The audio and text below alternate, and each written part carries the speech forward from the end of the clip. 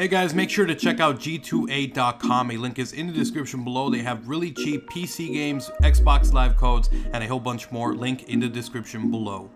Yo guys, what's up? It's XRAYZ. Welcome back to another Call of Duty World War II video. So what I have for you guys today, we got some new information here for Call of Duty World War II multiplayer, and it was via the Game Informer podcast, where they were talking a little bit about their hands-on experience with Call of Duty World War II Zombies multiplayer, and not so much campaign. That was kind of like a secondary focus this time around. I have another video coming for the zombies that's going to be up tomorrow, but today I wanted to talk a little bit about the multiplayer because we got quite a bit of information that they went into. So one of the first things they said was that the new map that everyone has seen, the images were from a new map called Gibraltar. Now, this is actually going to be part of the beta rotation, and they said that they're also going to have gameplay up soon, but that was one of the big ones. So the gameplay we saw, or the images that we saw of this map, is actually that new map that's going to be in the beta. So Gibraltar, pretty cool name. Anyway, so headquarters will have a theater mode where you can watch live streams. We already knew about this, but apparently when you go in there, and by the way, all of this is in third person in the headquarters mode.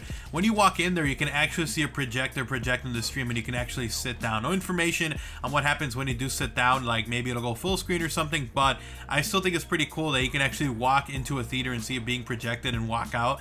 So that to me is actually pretty insane.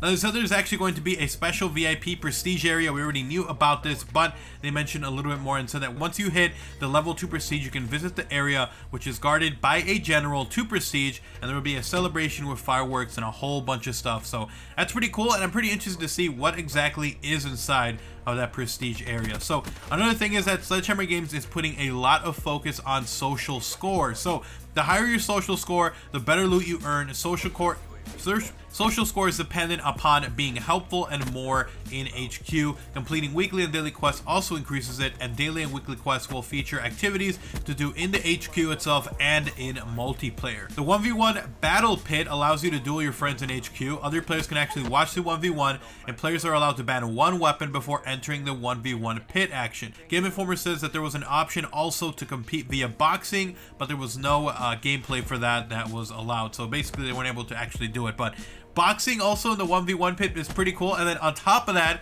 they also did mention, and this was not in the recap here, but they also mentioned that when you have the 1v1, when you lose, someone else comes in. So a loser leaves the pit and a new person goes in, and they can have another 1v1. So if someone's really good, they can probably stay in the pit for a while and just destroy every one of the people inside of the headquarters. So I thought that was actually pretty cool as well. Now, players can also visit the HQ between matches, and HQ will be in third person, where players can see their entire character and the weapon on their back. They said the Sledgehammer Games has very high expectations for what HQ can deliver, and you will also have the ability to turn off the proximity-based voice chat that is tuned in, or that allows you to hear people that are nearby. Now, the other thing that they mentioned, this is actually pretty big, is going to be that all loot items will be cosmetic only and thematically appropriate during the launch window. Beyond that, they don't know what their plans are. It could change after that. I'm assuming it will change, and maybe we'll start seeing weapons and supply drops, maybe melee weapons and supply drops.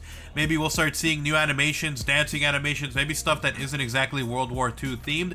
But the plan is that for the initial launch window, they want it to all be cosmetic only and thematically appropriate. So you're not going to see crazy clown outfits, you're not going to see a bunch of other stuff like that, but it could change a few months into the game.